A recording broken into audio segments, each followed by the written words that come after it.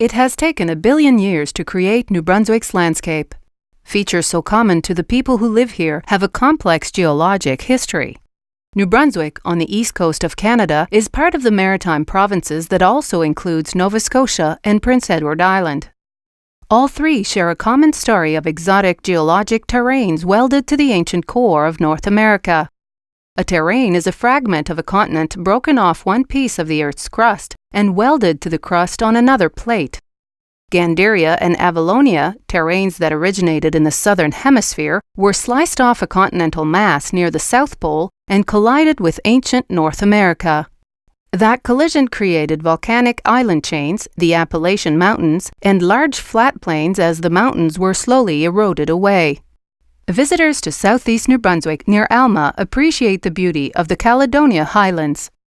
The rugged hills of Precambrian and Cambrian rocks, more than 500 million years old, are much of what remains of our oldest geologic history.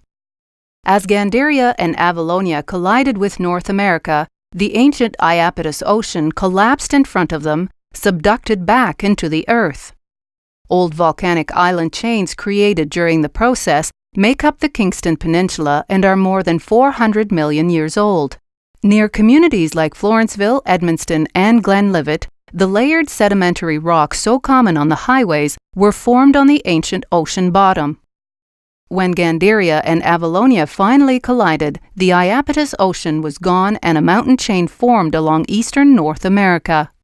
Remnants of that mountain chain crossed the province from the southwest near St. Stephen through Mount Carlton and Campbellton. They are now part of a scenic drive we call the Appalachian Range Route. Granite rocks near St. George and the volcanic remnants at Mount Pleasant and Sugarloaf Provincial Park were created during mountain building 400 million years ago.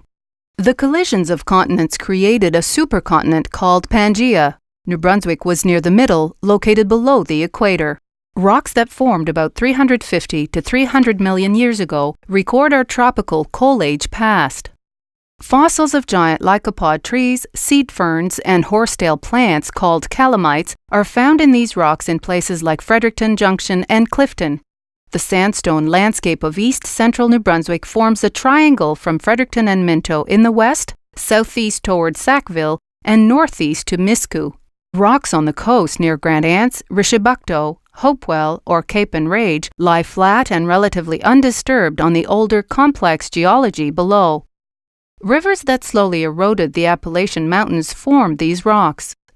Today, the Miramichi River still winds its way across the same landscape, slowly eroding the rocks and washing them out to sea. The creation of the Atlantic Ocean broke Pangaea into pieces and separated rocks in the maritime provinces from rocks now found in Europe and Africa. The Bay of Fundy is all that remains in New Brunswick of the birth of the Atlantic Ocean 200 million years ago. As Pangaea was torn apart, rift valleys formed a long chain down the length of the continent. Some of New Brunswick's most scenic landscapes of red rocks at St. Martin's and the Fundy Trail Parkway were formed in the rift as rivers carried sand and gravel into the valley. Glaciers during the last ice ages have softened New Brunswick's rugged past. Glaciers covered the entire province for much of the past 100,000 years. They only retreated a short time ago, leaving New Brunswick glacier-free for the last 10,000 years. The rolling hills of southern New Brunswick, the St. John River Valley, the beaches and sand dunes from Miscou to Shediac are all part of our Ice Age history.